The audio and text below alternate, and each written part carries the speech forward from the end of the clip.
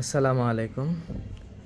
এই যে lithium battery charger নিয়ে আসা হয়েছে, প্রায় 2টা চার্জার নিয়ে আসা হয়েছে আমাদের কাছে। তো এই চার্জারগুলোর দাম অনেক বেশি, 7,000-8,000 টাকা দাম।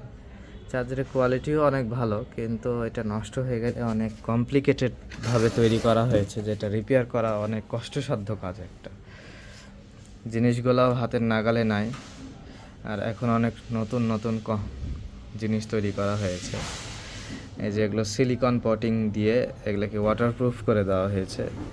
এগুলো তোলা কঠিন, তারপরে সহজে রিপেয়ার করাও যাবে না, পার্টসগুলোও হাতের নাগালে নাই।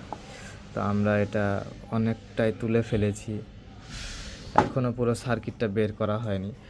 এই যে ওই পাশে আর একটা চার্জার পড়ে আছে, ওটাও 20 অ্যাম্পিয়ার 73 ভোল্টের। এটাও 73 ভোল্ট 20 অ্যাম্পিয়ারের চার্জার। এটার মসফেটটাও নষ্ট হয়ে গেছে, পুরাটাই নষ্ট। তারপরে এনটিসি ফিউজ সবই নষ্ট, পুরাটাই শর্ট। এখন এই সার্কিটটা আমরা তুলে ফেলেছি এখান থেকে, এটা বের করব, দিয়ে এটা মেরামত করার চেষ্টা করব, ইনশাল্লাহ মেরামত হয়ে যাবে।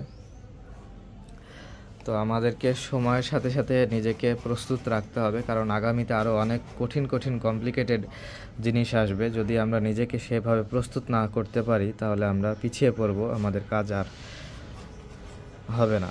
কারণ আগামীতে এর চাইতেও অনেক কঠিন কাজ আসবে, কারণ প্রযুক্তিগতভাবে অনেক পিছিয়ে আছি আমরা। আমাদের কাছে সেই অনুপাতে জিনিস নাই যেগুলো আমরা কাজ করব।